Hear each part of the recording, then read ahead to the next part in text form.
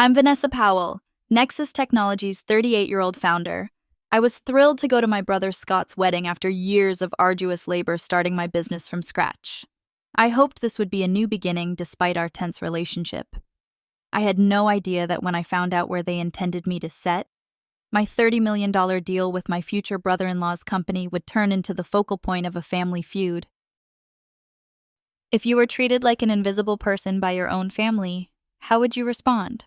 I was going to demonstrate to them just how noticeable I could be. Please let me know where you're watching from today before I get started with this story. Leave your location in the space provided below. Press the like button to hear more stories about defending yourself when it counts most. Subscribe if you're new here. Let me now take you back to the beginning of this. Scott and I were genuinely close as kids growing up in Westfield, Connecticut. Just 2 years separate them. We sled down Maple Hill in the winters and built forts in the backyard in the summers. On our yearly family holidays, our father, Robert, taught us both how to fish on Lake Champlain, and our mother, Judith, would pack us similar lunches.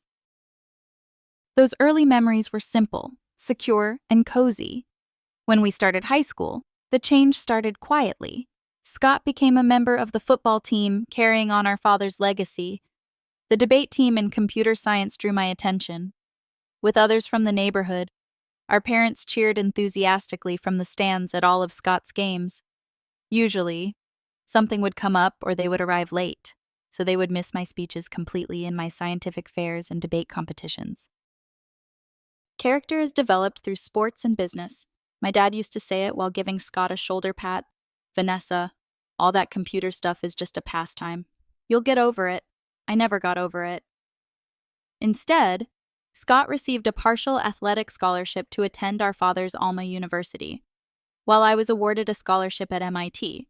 Scott's football stats and fraternity escapades were topics of discussion during family holiday get-togethers. Before someone shifted the topic to something that everyone could connect to, my academic accomplishments were acknowledged with courteous nods. I gained as much knowledge as I could about the computer sector working 80-hour weeks at a Boston-based startup after graduating. Scott joined Powell Construction, the family business my father had grown and my grandfather had founded. In the meantime, despite having only a C average in his business degree, Scott was granted a management job right away. It's not simply book smarts, it's about real-world experience. When I asked about the fairness at a rare Sunday dinner visit, my mother gave me an explanation. Scott is aware of how the real world functions. I took the biggest risk of my life when I was 28. I took out a small company loan, drained my money, and started Nexus Technologies.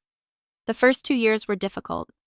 I turned my one-bedroom flat into an office, and I now sleep on the living room pull-out couch. I threw all of my money into the business, making ramen noodles both breakfast and dinner. Conversations were short when I called home during that time. Honey, I'm concerned about you. There's always a job at your father's company.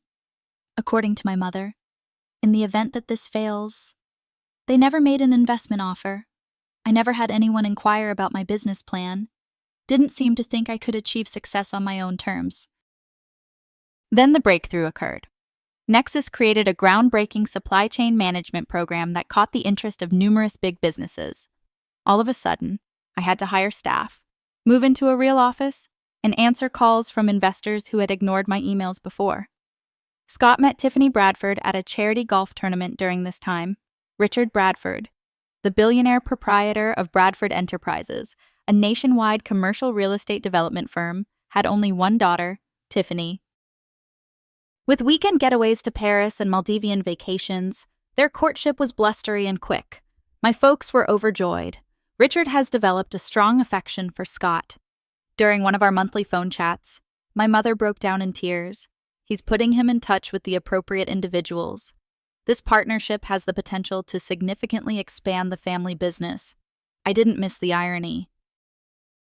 Scott's partnership was hailed as a calculated business decision, while my own business accomplishments were dismissed as an odd pastime. Scott and Tiffany declared their engagement 6 months into their romance. After the Bradford and Powell families combined their social networks, My parents started going to charity galas and country club functions. Previously, they had written it off as pretentious. Bradford Enterprises, meantime, had been looking for a new technical answer to their increasingly complicated supply chain problems through entirely different means. After I exhibited our software at an industry convention, Eleanor Wright, their operations director, discovered Nexus. When she reached out, she was unaware of the family link. Following 3 months of talks, security checks, and demonstrations, Bradford Enterprises and Nexus Technologies agreed to a $30 million contract. It was the biggest transaction in my company's history, and it would enable us to create new product lines and grow globally. During our weekly chat, I brought up the contract in the hopes that my parents would finally recognize my accomplishment. "Nice, sweetheart," my mother said. "Have you received the invitation to the engagement party for Tiffany and Scott? The Bradford estate is the location. On the property, Richard has his own golf course. I first met Richard Bradford at the engagement reception 2 weeks later. Tall and well-groomed, he had silver hair and the assured stance of someone used to being the most dominant person in the room. He firmly shook my hand and stated, "So you're the brilliant mind behind Nexus. Our tech staff was blown away by your team's presentation. Eleanor claims that in just the first year, your program will save us millions of dollars. I'm grateful. Mr. Bradford." The collaboration excites us. "Richard, please give me a call. We need to arrange a formal dinner shortly. I'd be interested in knowing more about your thoughts on the future of technology in our sector." My mother showed up at my elbow, her eyes wide with surprise. Before I could reply, "Have you two met just now?" She looked between us and inquired. I answered. Richard graciously gave our program a compliment. "Your program?" Richard's brows went up. "Powell, hold on. You're Scott's sister." He never stated that Nexus Technologies was run by his sister. There was an awkward silence. My mom chuckled uneasily. She said, "Oh, Vanessa has always been our little computer genius," as though describing a child's odd pastime. Like his father, Scott is more interested in the construction aspect of things. Richard appeared perplexed, but he soon regained his cool. "Genius seems to run in the family, albeit in various directions. This coincidence is astounding. The fact that my brother had never told his prospective father-in-law about my business was no accident. It was an intentional omission. Scott's story of himself as the family achiever didn't align with my accomplishment. I clung to the dream that Scott's wedding would be a watershed in spite of this realization. Maybe the Bradford deal, which was unquestionably proof of my achievement, would finally give me the respect I had so desperately sought.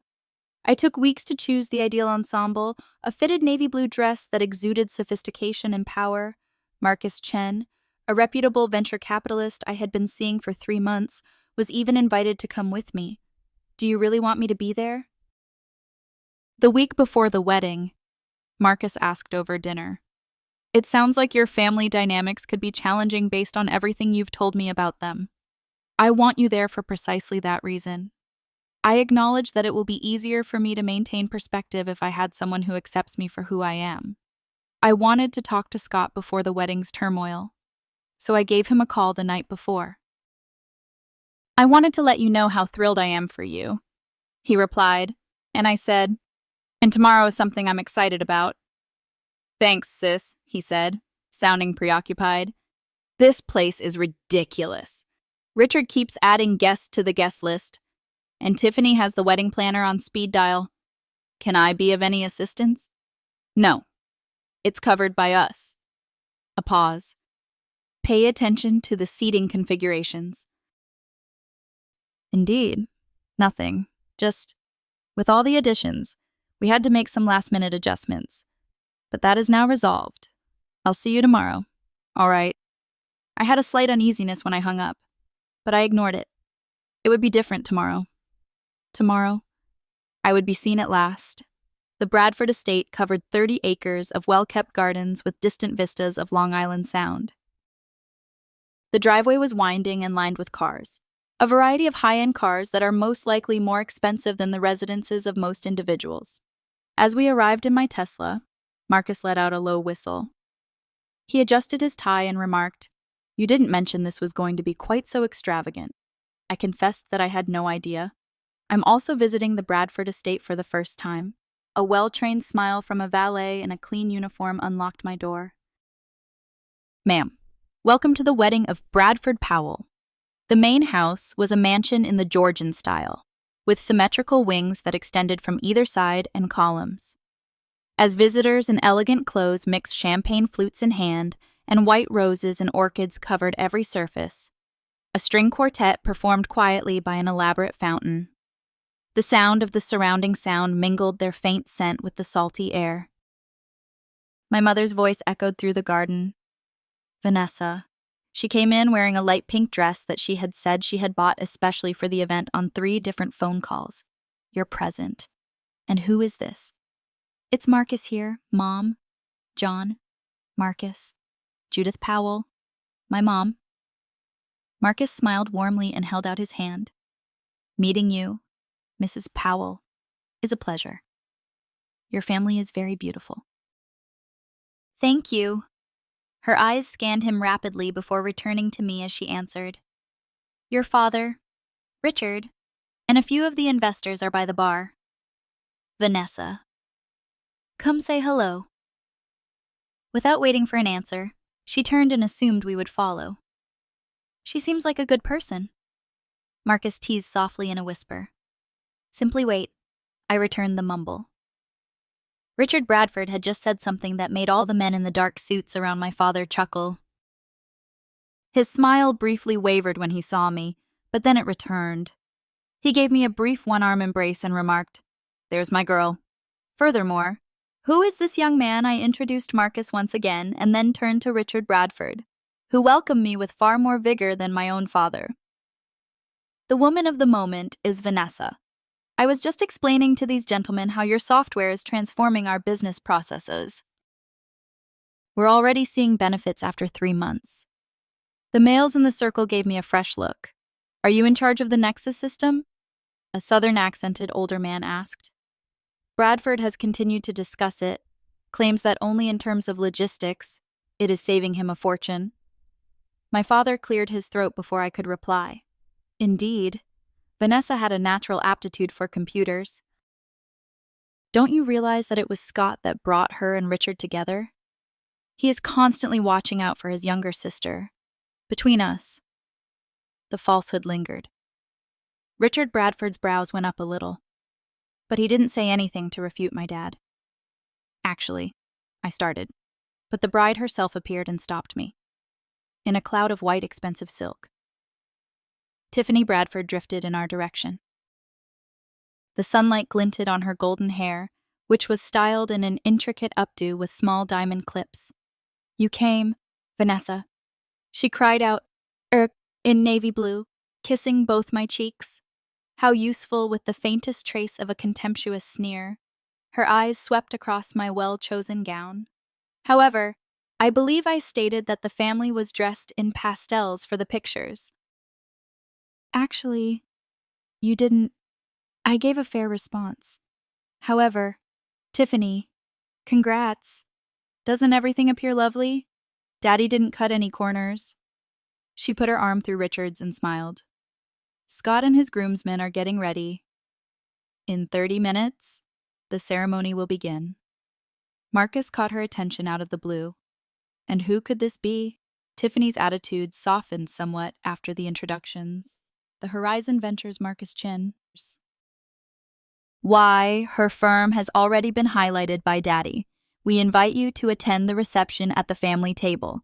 Marcus's hand landed on my little back. "Thank you." However, Vanessa and I will be seated. Naturally. Tiffany gritted her teeth. "In relation to it, I ought to inquire about the final seating arrangements with the wedding coordinator. So many last-minute alterations." Marcus hovered near my ear as she sailed off. Did the temperature just drop by 20 degrees? Or is it just my imagination? The wedding featured a well-known string quartet and was ornate but impersonal. Vows that sounded like they were scripted by a publicist. and a famous officiant in his tuxedo. Scott appeared dapper but uneasy, and he hardly ever looked at Tiffany during their vow exchange. Following that, attendees were led to a huge tent that had been erected on the lawn for the reception. Numerous circular tables covered in white linen and adorned with tall floral arrangements were illuminated by the warm glow of crystal chandeliers suspended from the ceiling. Let's locate our chairs. Looking around for a seating chart, I proposed to Marcus. Near the door, a stressed-out-looking wedding planner with a tablet was guiding guests. She scowled and repeatedly scanned through her list after I gave her my name. Powell. That's strange. I'll look at another list. My spine tingled with dread as she carried on looking. Vanessa Powell +1 is here. You're there. Oh. For a brief period, her professional mask came off, displaying suffering. Is something wrong? Marcus inquired. No issue. Please, just a moment. She ran off, vanishing into the throng. She returned with an elderly woman who identified herself as the catering manager 5 awkward minutes later. It appears that there was a mistake in the seating arrangements. Miss Powell, she said quietly. Now, every table in the main reception area is completely occupied, I responded. I'm the groom's sister, and I RSVP'd 2 months ago. The caterer gave an apologetic nod. Yes, we do comprehend. We have made other arrangements for you and your visitor to sit. Other places to sit. Marcus said it again. Please follow me if you can, instead of guiding us to any of the main reception area's tables. She led us down a hallway and into a side door. With every stride, the sounds of the festivities became farther away. At last, she entered a door to the kitchen, where employees in white and black uniforms worked frantically to prepare meals. A tiny table with 2 chairs was in the corner, quickly covered with a white tablecloth. Heat rose to my face as I responded. You can't be serious, the manager said, not nearly looking me in the eye. I do apologize for the inconvenience. In order to accommodate significant business associates, the bride made a few last-minute adjustments. I mentioned that I am a business associate. My business recently inked a $30 million deal with Bradford Enterprises. The manager appeared truly perplexed. I was not made aware of that. All I'm doing is doing what I was told. Tiffany popped up in the doorway before she could say anything more. I'm holding a flute of champagne. She studied the scene, her eyes gleaming with hardly disguised glee. Is something wrong here? Her voice asked. Saccharine. Indeed, there is an issue. Struggling to maintain a steady voice, I answered. My guest and I have been seated in the kitchen by you. I am your spouse. Sister. Before answering, Tiffany sipped her champagne slowly. We needed to set priorities. Our close friends, Vanessa, and Daddy's business partners required the high-end tables. You understand, I'm sure. No, I don't. I think Scott would be upset to know that you've relegated his sister to the kitchen. I shot back. A flicker of coldness appeared in Tiffany's eyes. This morning, Scott gave his approval to the seating chart. He is fully aware of everyone's seating arrangements. The betrayal was like a blow to the body. This humiliation had been accepted by my own brother. This is totally out of place, Marcus stated forcefully. We are going to attend the main reception. For a brief moment, Tiffany's flawless facade faltered, exposing the disdain that lurked beneath the kitchen's infernal beats. She made a disdainful gesture and sneered. Given your lowly origins, you ought to feel completely at home. The manager of catering appeared embarrassed, retreating from the altercation. A few of the kitchen workers stopped what they were doing and clumsily pretended not to hear. Something snapped inside of me at that very instant. It became crystal clear after decades of being minimized or ignored and now publicly disregarded. I wouldn't stir up trouble.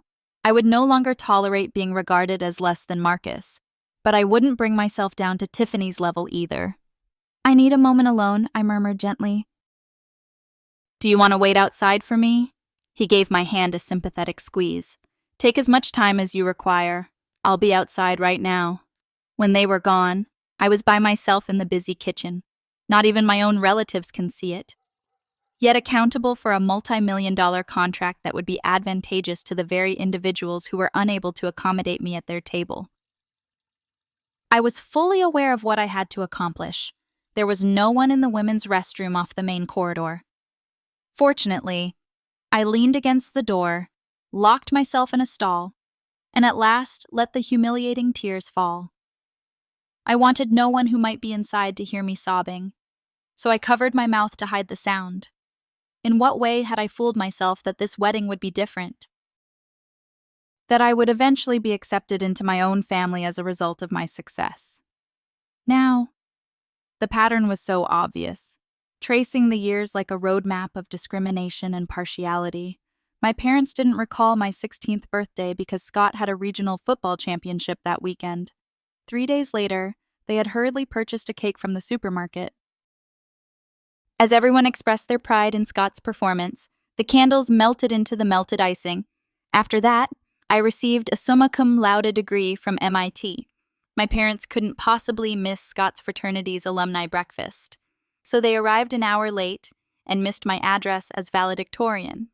When they took him to my celebration meal, he took over the conversation by telling tales about his summer internship at a friend's father's business. And the day I leased my first actual Nexus office space, I was so proud that I called home.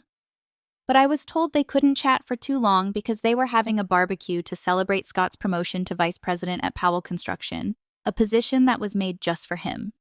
I was literally being kept hidden away even today, on what should have been one of the best days my family, since I was judged unworthy of sitting among influential people in spite of my own noteworthy accomplishments.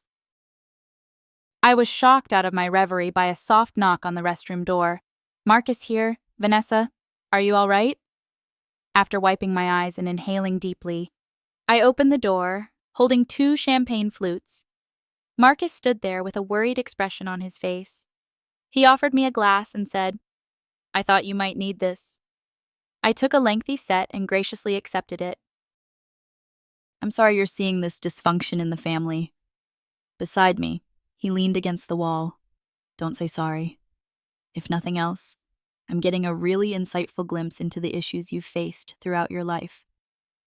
I still came, though. I'm still holding out hope.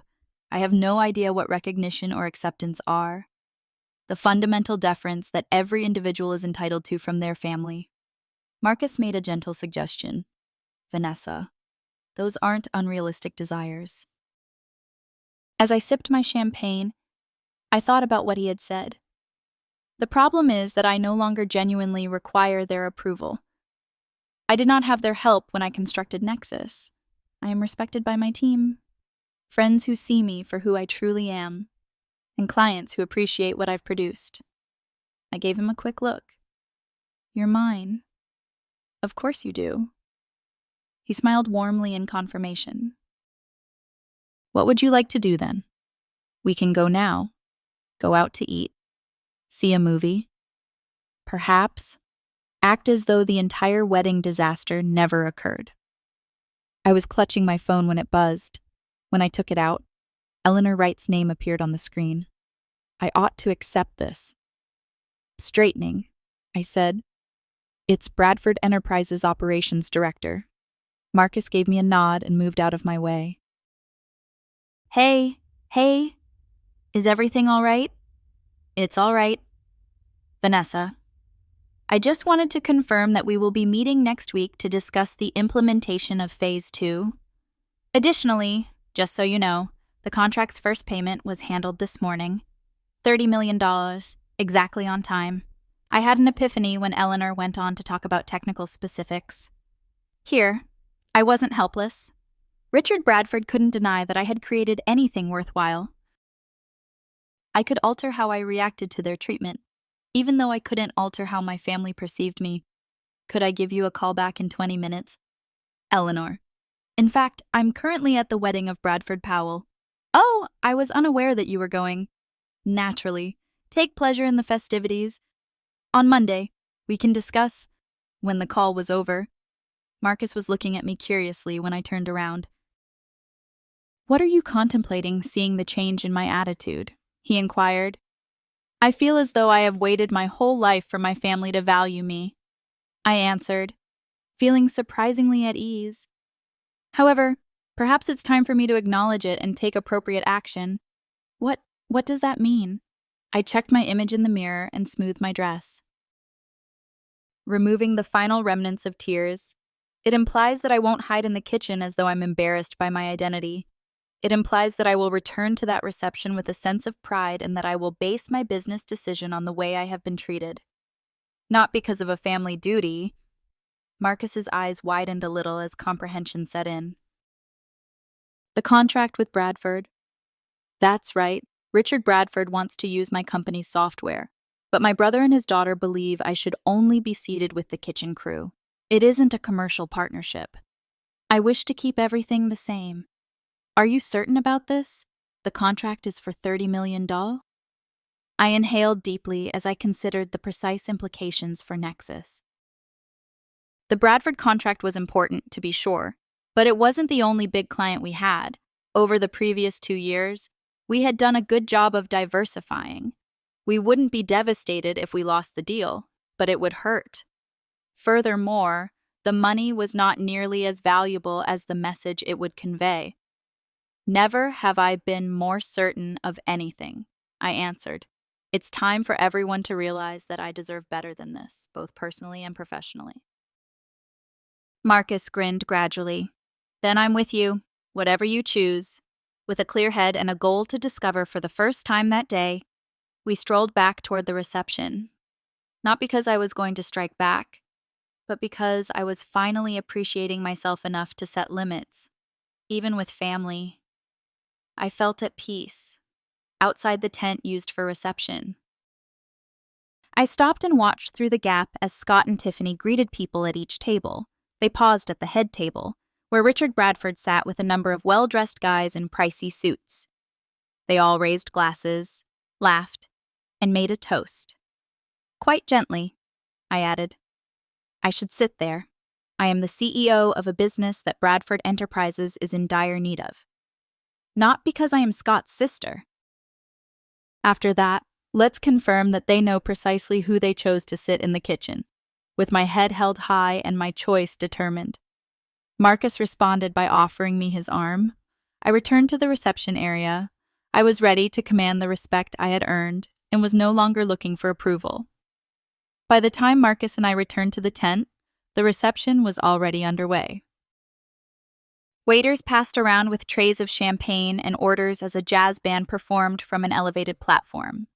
Under the chandeliers and the hum of talk, interspersed with the occasional burst of laughing, crystal and silver glittered. Since they had attempted to make me invisible, it was appropriate that no one seemed to notice our turn. I looked around the room until I found what I was after. Richard Bradford, Scott, Tiffany, and what looked to be a number of important business associates were seated at the head table. Marcus whispered, "They're talking about the merger." I looked over and saw that it was Thomas Harrington from Coastal Development. Bradford must be anticipating a significant growth if they are bringing him in, which would account for their key business associates who had put their family's needs last. Scott was cooperating with Richard's use of his daughter's wedding as a commercial opportunity, presumably in the hopes of profiting from the relationships. The time was ideal. I straightened my shoulders in response. Should we? We moved across the floor, stopping sometimes to accept congratulations from strangers on my brother's lovely wedding. I always gave them a courteous thank you before moving on to the head table. I could hear Richard's mid-pitched voice as we got closer, retaining Bradford's emphasis on commercial properties while pooling our efforts with Powell Construction for the residential components. With the new software system we've put in place, Scott will be in charge of the changeover. In just the first year, we anticipate a minimum 20% gain in efficiency. Scott gave an enthusiastic nod, obviously happy to be included as a major participant in this business conversation. With one hand on his arm, Tiffany sat next to him and looked about the room with the contented expression of someone who had everything set up just the way she wanted it. It was only when I was standing right in front of the table that they saw me.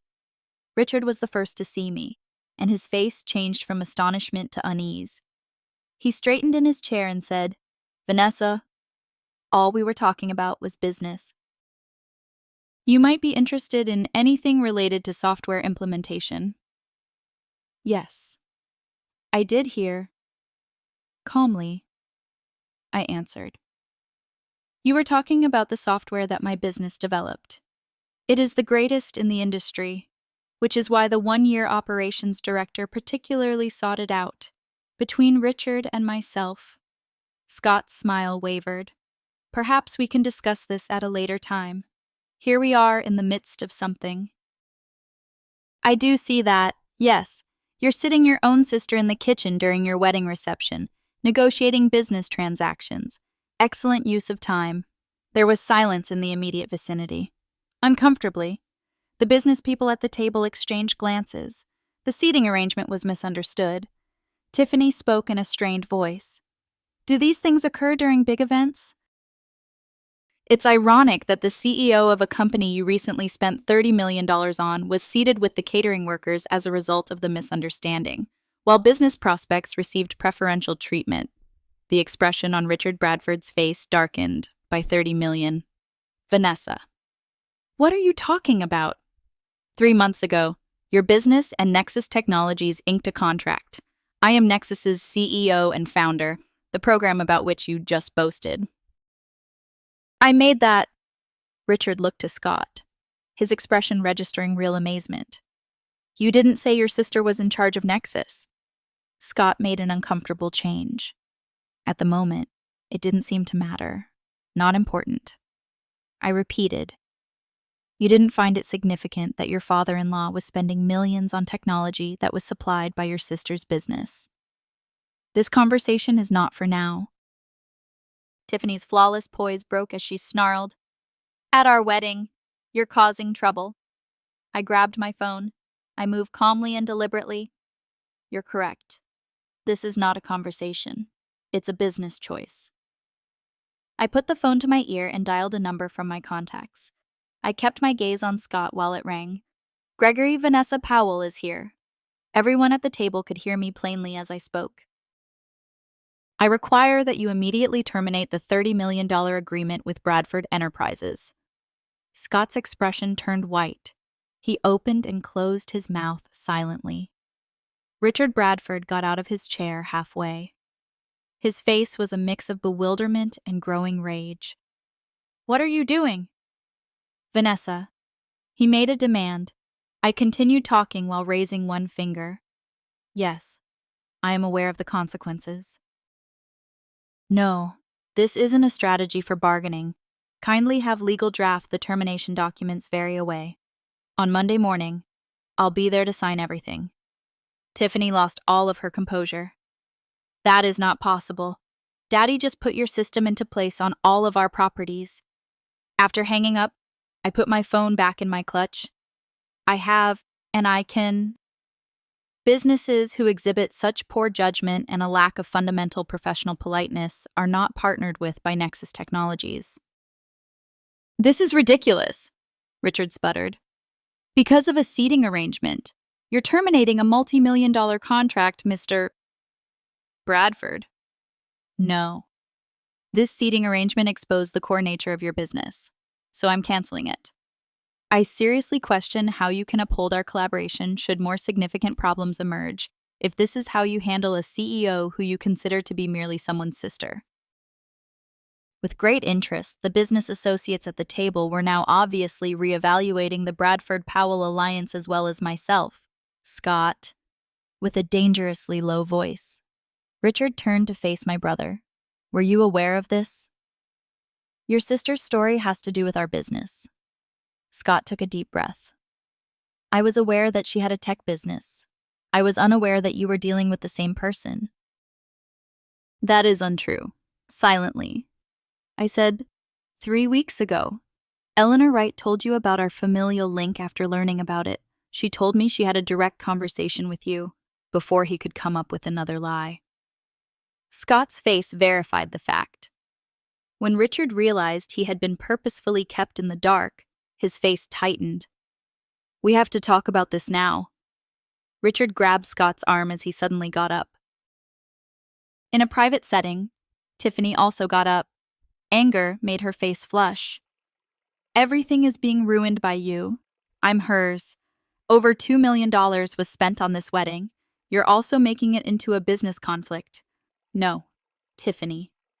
When you determined that I wasn't worthy of sitting with my own family, you wrecked it, refusing to match her emotional outburst. I remained composed. I just made the decision that I would no longer put up with that treatment." Tiffany trailed closely behind Richard as he led Scott away. Marcus touched my little back with his hand. "That was the most professionally done takedown I've ever seen," he added quietly. That day, for the first time, an authentic smile appeared on my face. "Let's leave this place. I've developed a taste for actual food." "I would like to sit at a real table, preferably." Several of the business associates from the head table came over to me as we turned to go. Inside suit jackets, business cards might be seen. Thomas Harrington, Coastal Development, Miss Powell. I would be very interested in finding out more about the offerings of Nexus Technologies. Gerald Winters, another man, came forward. Apex Investments. "I've been keeping up with the expansion of your business. Maybe next week we might arrange a meeting." I was now being approached personally by the same individuals that Richard and Scott had been pursuing. Although I was aware of the irony, I didn't find it particularly satisfying. This has nothing to do with one-upmanship or retaliation. It was about defending the worth of my business and myself. I graciously took their cards, but I didn't stay. "I'm afraid I have to go right now, but my assistant will be in touch to set up meetings." Marcus and I were leaving the tent. From the direction Richard had gone, the sounds of loud voices could be heard. "Scott, the ideal wedding was falling apart because of the decisions they had made long before I came, not because of anything I did." My phone started buzzing nonstop just as we got to the valet stand. Knowing who it would be, I hushed it without checking the caller ID. My Tesla was brought over by the youthful valet. As he gave me the keys, his eyes widened a little. "Nice car," he said. "Thanks," I said, giving him a substantial gratuity. When you start your own business rather than depending on family ties, you can afford incredible things. Marcus slid into the passenger seat and laughed. "I feel a little petty. Are we only in contact?" I started the engine and confessed. "Today, I believe I've earned it." A recognizable figure showed up in my side mirror before I could pull away. Swiftly crossing the parking lot, my dad. He was nearly sprinting toward the automobile with his face flushed and his tie loose. "Vanessa." "You young lady, stop right there." I rolled down the window and let out a sigh, but I left the engine going. "Indeed, Father." He arrived to the vehicle, breathing heavily as a result of the effort. "Do you think you're doing something? It has angered Richard Bradford. Scott's wedding has gone awry. Your mom is crying. And it all stems from your inability to manage a straightforward seating arrangement error." "A mistake." I said it again incredulously. Tiffany made it apparent that the decision to seat me in the kitchen was intentional. What the heck? At someone else's wedding, you sit where you're told to. That's just common courtesy. However, you were forced to focus solely on yourself and your damaged dignity. Marcus bent over. "With all due respect, sir." Bradford Enterprises actively sought out the thriving technology firm where your daughter is the CEO due to its exceptional performance. She should be treated better than she was today. The first time my father saw Marcus, his eyes furrowed. "Furthermore, who are you to dictate to me how I should treat my daughter?" "This is Marcus Chin, Dad. He is correct, and I agree with him. It had nothing to do with pride. Basic respect was at issue. It's been a while since I've gotten anything from this family." "Show respect." My dad's voice lifted. "Do you wish to discuss respect? your brother's father-in-law, and you recently terminated a contract. Are you aware of how you have affected Scott's standing in the family? It was Richard's intention to include him as a partner in their next development endeavor. Neither the wedding nor even me were the true cause for concern. Scott's business prospect was at issue. He was given the opportunity to move up the success ladder, which had always been open to him, whereas I had to start from beginning. If what I did affected Scott's business prospects, I apologize, I said, not feeling sorry at all. But I have to safeguard both my professional reputation and the interests of my company. Bradford Enterprises cannot take advantage of my technology and treat me like a second-class citizen. My father requested that you fix this. Give them a call back. Inform them that there was a miscommunication, that the wedding caused you to feel emotional. I won't. I gave a forceful response. The decision remains in effect, and this discussion just serves to confirm that I made the correct decision. Behind my father, I saw my mother. Her eyes were now smeared by her meticulously applied makeup. Please, Vanessa, Scott is inconsolable. Are you unable to recognize the harm you are causing to this family? What am I doing? A giggle escaped me, but it was without humor. This family has ignored and disregarded me my entire life. Without any of your encouragement or assistance, I was able to build a profitable business, and it's the first time I defend myself. The family is being destroyed by me. It's unfair. My mom made a feeble protest. You have always made us proud. Really?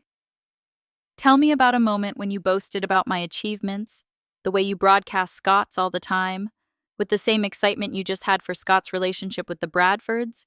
You once introduced me to someone significant. Her quiet was sufficient response.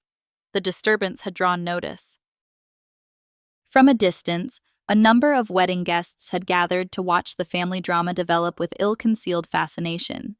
Olivia, a cousin who had seen the kitchen episode earlier, gave me a subtly positive thumbs up behind my parents' backs.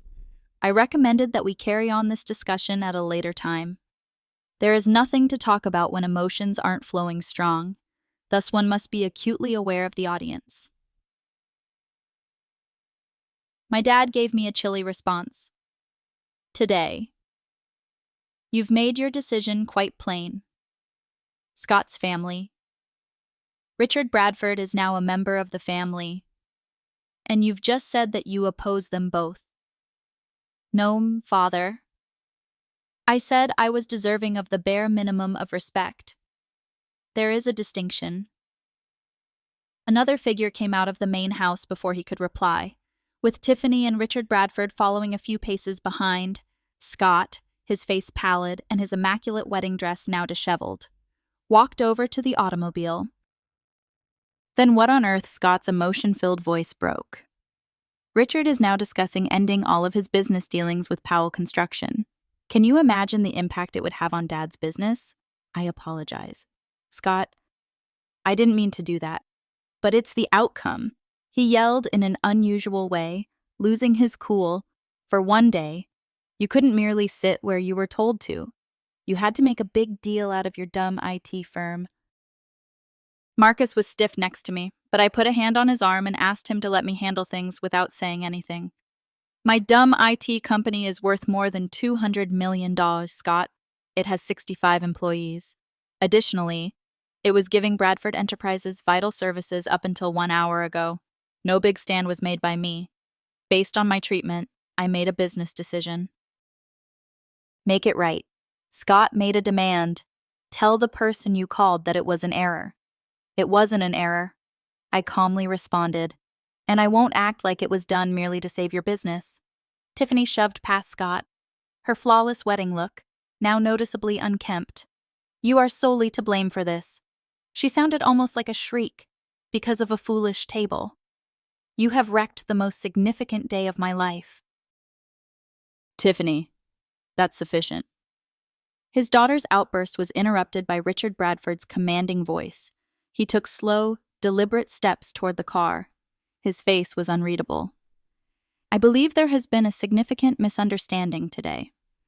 Miss Powell, Mr. Bradford, there hasn't been any confusion. Your daughter was rather explicit about where she felt I belonged." "I see," he said, glancing at Tiffany, who managed to seem briefly embarrassed. "However, I believe we ought to talk about this in private, as experts in business. Our companies have a big contract, and ending it so quickly would have major repercussions for both of us." "I understand the repercussions," I answered. "I stand by my decision." Richard's calm exterior gave down a little. "Are you prepared to spend $30 million on a seating arrangement if I'm not respected in a commercial relationship? I'm prepared to go. It's not about the money. A glimpse of what may have been a breach of respect. Richard's face prior to his features being raided. Neutrality again. I understand. Regarding the termination proceedings, my legal team will get in contact with you. I told him that my team would be prepared to ensure a seamless handover. In spite of everything, your operations shouldn't have to suffer needlessly." Tiffany seemed even more enraged by this business-related interaction. "You can't just let her do this. Daddy. She is envious and is attempting to destroy us. Of what I have with Scott, I had never seen Richard turn to his daughter with such a harshness. You've accomplished enough for one day. Tiffany, return inside and take care of our visitors. We'll talk about this later." Richard leaned closer to my window as my parents and Tiffany hurried left, silently, for what it's worth. I was unaware of the seating arrangement. If I had known, I would have stepped in. "I appreciate you expressing that," I answered, "but that doesn't alter my choice." He straightened and gave one nod. "I get it. I can't say I don't respect your values, even when I disagree with your decision from a business standpoint."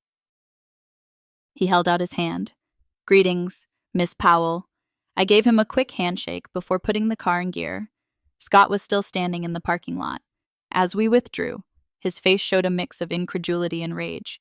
That was really intense. As we turned onto the main road, Marcus made a comment. "Are you all right?" I inhaled deeply as the stress of the day started to leave my shoulders. "I feel better than I have in years, to be honest, as though I've finally shed a burden." Marcus remarked, "I didn't even realize I was carrying the weight of seeking their approval." That's right. I looked at the Bradford estate, which was far away, in the rearview mirror. I devoted a great deal of time to proving myself to individuals who would never recognize my worth today. I got to see it for myself at last. Now what Marcus inquired, in addition to discovering a restaurant with great food and comfortable sitting, I also laughed a real laugh that startled me with how light it was. We're rebuilding now. Without the Bradford deal, Nexus will be all right. We have other customers and opportunities, and I have something that I have never had in its entirety before. What is that? Respect for oneself. That's worth more than $30 million, I said simply. On Monday morning, at 6:43 a.m., the first email arrived. By the time I entered Nexus Technologies' office at 8 million, the box had 17 messages from different Bradford Enterprises officials, ranging from desperate to contrite. 3, each more urgent than the previous, had been dispatched by Eleanor Wright alone. "Sarah, good morning." As I passed my assistant's desk, I said hello. "You've probably seen the email scenario?" Sarah nodded, a worried look on her face. It hasn't stopped since before I got here. Eleanor Wright has already made 2 calls. She seems anxious, and 5 minutes ago, Mr. Bradford himself called to ask when you would be free to talk to him. Set up a 10:00 call with Eleanor. Regarding Richard Bradford, inform him that I can talk to him tomorrow afternoon, but that I have meetings all day. Tomorrow? Sarah's brows lifted. There was a sense of urgency about it, I said gently. I'm sure he did. But before I talk to him about anything, I need some time to work with a team to build our transition strategy. Gregory Phillips, our chief operational officer, showed up in my doorway as I was just getting comfortable at my desk. His face was a mix of interest and worry. He started to lean on the doorframe as a result. Would you mind sharing the details of your brother's wedding that led to you terminating our largest contract to date? I motioned him to shut the door and sit down. The short truth is that Bradford Enterprises, or more precisely, the Bradford family, showed that they have no regard for this business or for me. I came to the conclusion that we shouldn't conduct business with those that don't respect us. Gregory gave a low whistle. There has to have been a wedding, I answered, quickly narrating the situation in the kitchen and the ensuing altercation. You have no idea. Gregory remained quiet for a while after I was done. I want to express my shock, but regrettably, it makes sense based on all you've told me about your family over the years. How we proceed is the question at hand. Refocusing on the business ramifications, I said. The Bradford deal accounted for roughly 22% of our anticipated yearly income. Gregory reassured me that we are already striving to make up the difference. Last month, we performed that demonstration for Westfield Partners. Although they have been hesitant to adopt our approach, I believe we could lock them in with a modest inducement. Although it wouldn't fully replace Bradford, it would lessen the impact. Make it happen. I gave my okay, and let's move more quickly to expand internationally. There has been interest from the European market. Additionally, we could reroute some of our crew there without the Bradford implementation using resources. Sarah buzzed my intercom, interrupting our talk. Vanessa, on line 1 is Thomas Harrington from Coastal Development. It's about a possible deal, he says. At the wedding, Gregory Thomas Harrington and I exchanged a startled glance. Do you want some privacy from me? Gregory said as he began to stand up. No, remain. I would like her opinion on this. I hit the button for the speaker. Hello, this is Vanessa Powell. Mr. Harrington? Powell. Miss, I appreciate you taking my call. I don't want to ruin your morning. Absolutely not. How may I help you? I decided to do more research on Nexus technology after our brief encounter at the Bradford Powell wedding. What you've constructed has really pleased me. Additionally, I think your supply chain management system might be a huge asset to Coastal Development. I was surprised, but I remained professional. Thank you for showing interest. Mr. Harrington, at your convenience, we would be pleased to set up a software demonstration. Fantastic. There's yet another thing. I am aware that you may be ending your partnership with Bradford Enterprises. On a number of projects, Coastal Development has been thinking about collaborating with them.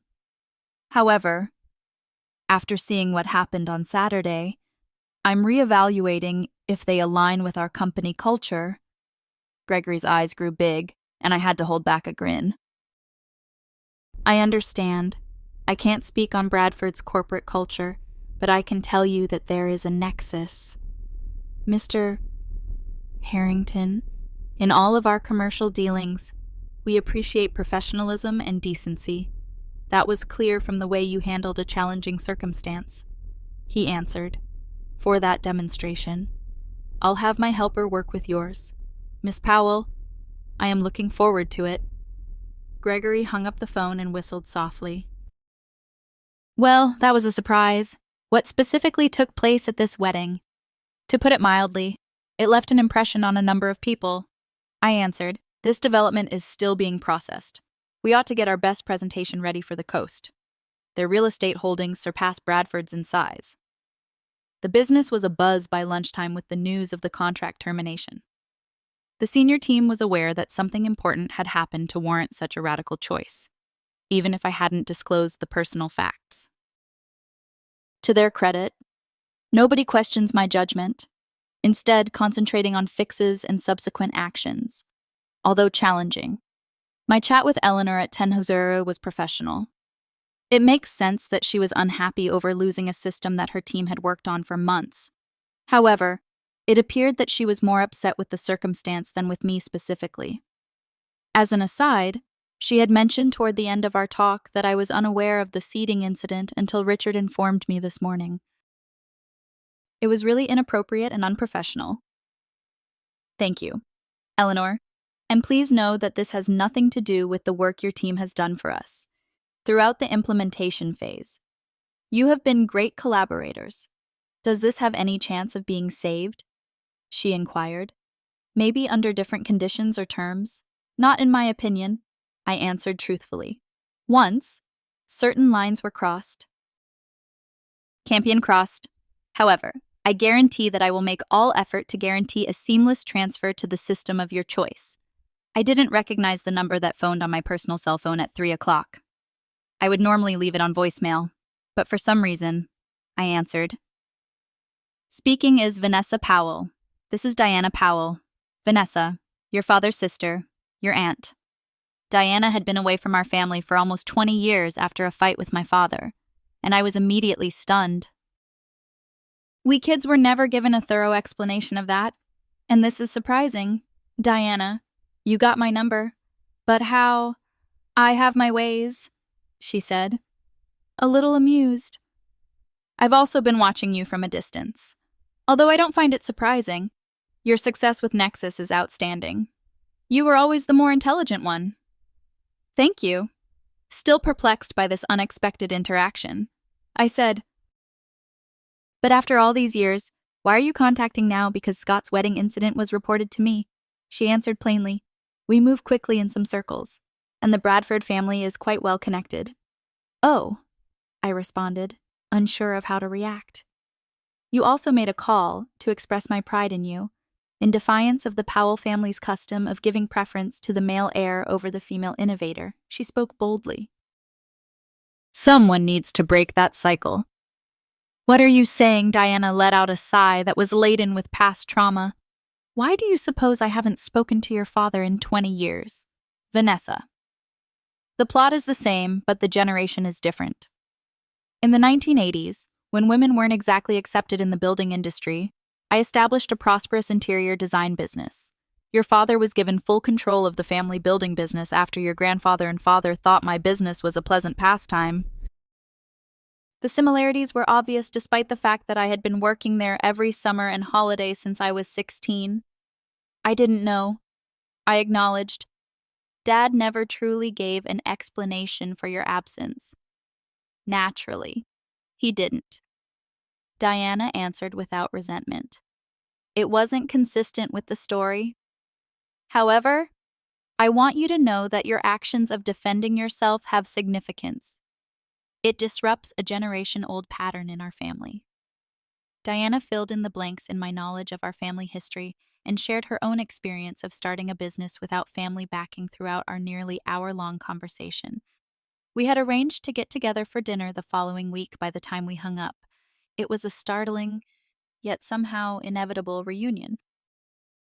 More surprising events occurred for the rest of the afternoon.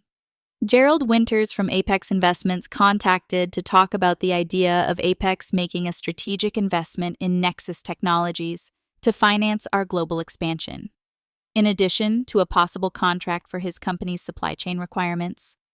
He said, your response to the Bradford situation demonstrated precisely the kind of principled leadership we seek in investment opportunities. There are instances when ending a bad partnership is more beneficial than finding a new one.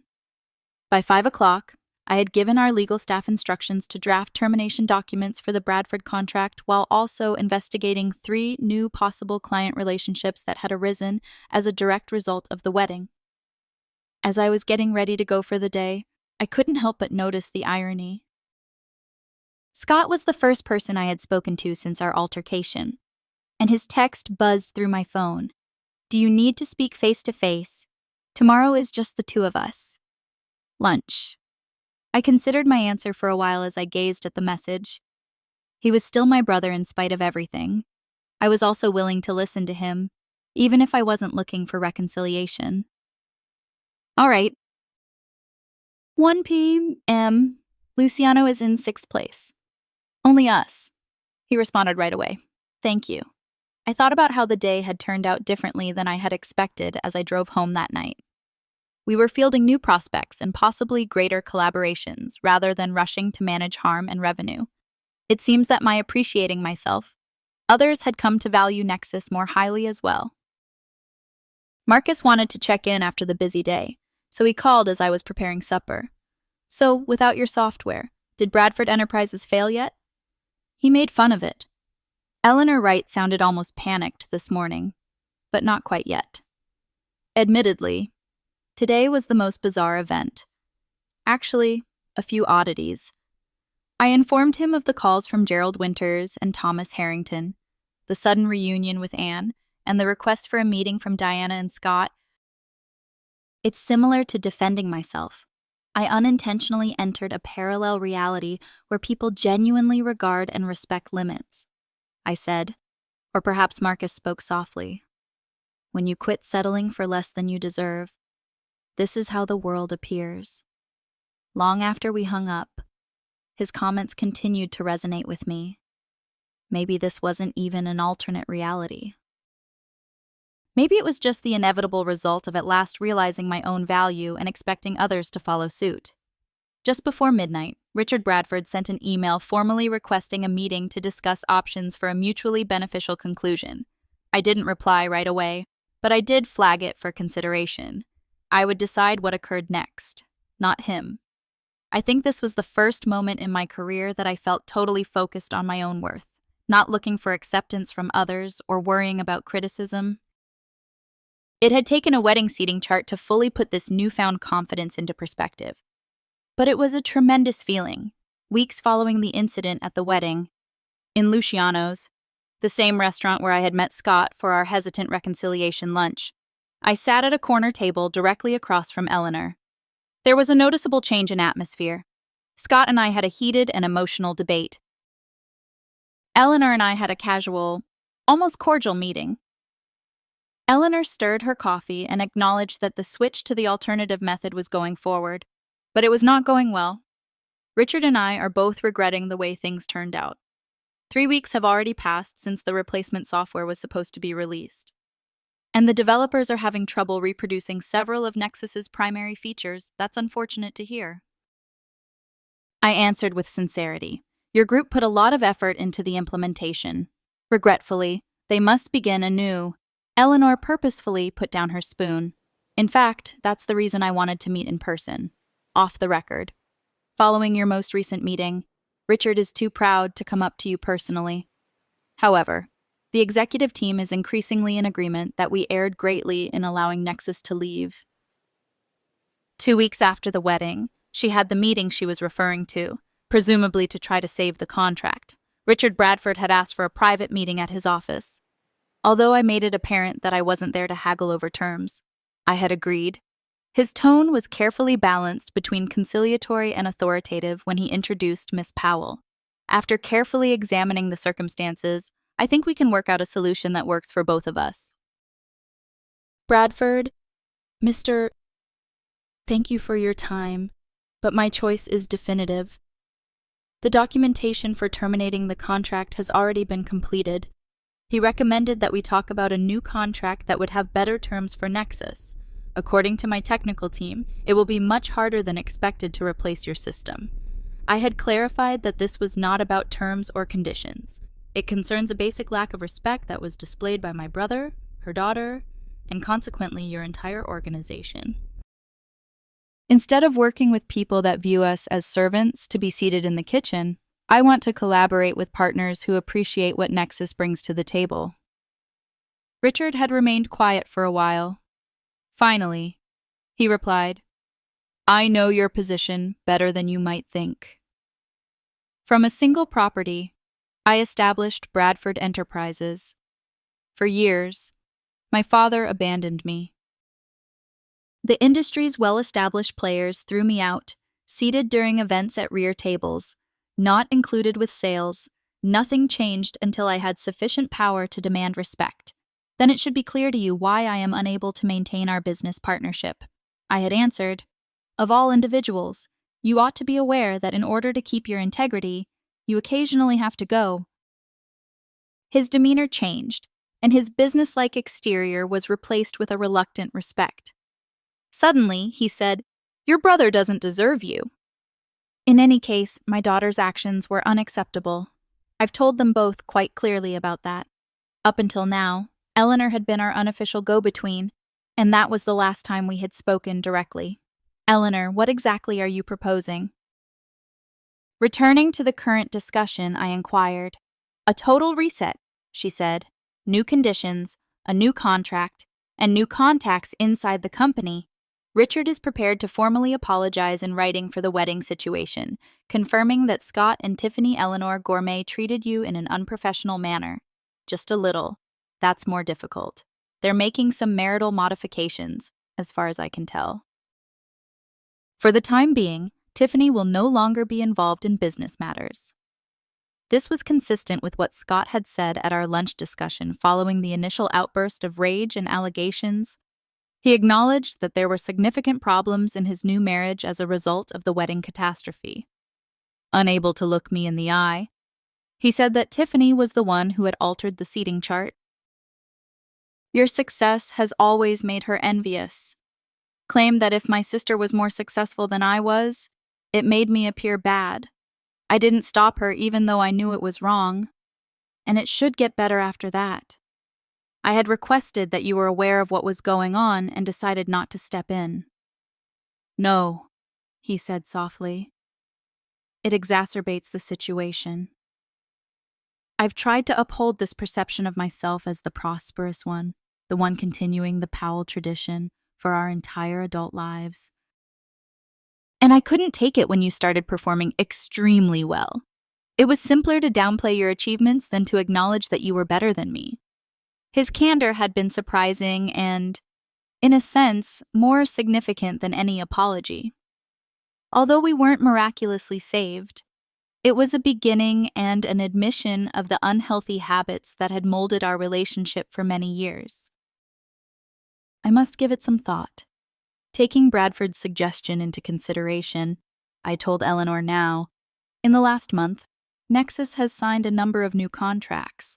When we initially signed with Bradford, we were in a different position. Eleanor nodded and said, I get it. But I'm hoping you'll think about it. In spite of everything, our teams collaborated effectively. Technically speaking, I escorted her out to the street and promised to respond to her within a week. We shook hands, which felt more sincere than any other exchange I had with Bradford Enterprises before to the wedding event. Later that night, Marcus and I shared a bottle of wine while sitting on my balcony with a view of the city. As I told Eleanor about the encounter, "Are you thinking about it?" Then he inquired, "Restoring Bradford as a customer?" I twirled my glass of wine. Thinking about it. To be honest, I don't know. From a financial standpoint, Nexus would benefit. However, there are benefits to upholding limits after they have been set. How does your team feel? Gregory thinks we should give it some thought, but only if there are extensive contractual protections and a large fee rise. Sarah believes that since we are honest, we should move on and concentrate on the new customers that came to us. Marcus gave a contemplative nod. What is Vanessa Powell? By the way, the woman who at last refused to settle for less than what she was due. Consider, the way he phrased the question made me smile. She believes that I should make decisions based on strength rather than insecurity or retaliation. We should only re-engage with Bradford if doing so is in the best interests of Texas. Not because I'm scared to decline a major client or looking for approval. Marcus raised his glass in a little salute and said, "That sounds like the CEO I've come to admire." Other changes had also occurred in the month after the wedding. A true friendship had grown out of my reconnecting with Diana. Her viewpoint, as another Powell woman who had battled for acceptance in a male-dominated field, was priceless. Additionally, her accounts of my father's early years gave me a new perspective on his limits. Even more unexpectedly, my parents had started a hesitant process of introspection and healing. Following the initial outrage and shock over the Bradford contract cancellation. Her voice had been described by my mother as very quiet. She acknowledged during the wedding that we never celebrated your triumphs the way we honored Scott's, and it has been on my mind ever since. I didn't want to accept it, but you were correct when I took a closer look. I apologize as well. Although it wasn't a quick solution to TISM's decades-old favor, it was a beginning. An admission that maybe they hadn't seen me clearly for a very long time. but I was the one who had changed the most profoundly, despite how terrible it had been. The wedding event had released me from the draining cycle of trying to get favor from those who were unwilling to grant it. I stopped using Scott's yardstick to gauge my progress and stopped looking to my parents' narrow viewpoint for approval. This new understanding permeated all aspects of my life, not just my interactions with my family. At Nexus, I was able to make judgments with more assurance since I wasn't burdened by the second guessing that occasionally hampered me in my personal life. As I introduced a more genuine side of myself to our relationship, Marcus and I grew closer. Most importantly, I had started a mentorship program for female software entrepreneurs, especially those who were having trouble succeeding because of social or familial barriers. In addition to business advice, the program, which I called Visible, offered techniques for upholding boundaries and self-worth, as well as settings that undermined both. The initial group of 20 women had already started going to weekly meetings, and their tales were frequently eerily similar to mine. But in guiding them through their difficulties, I was able to heal my own wounds. As the city lights started to sparkle below us, I said, "Marcus, you know, it still amazes me how a single act of self-defense started a chain reaction that continues to grow. That's how change happens," he said. "Rarely does it occur in the grand, dramatic ways we envision.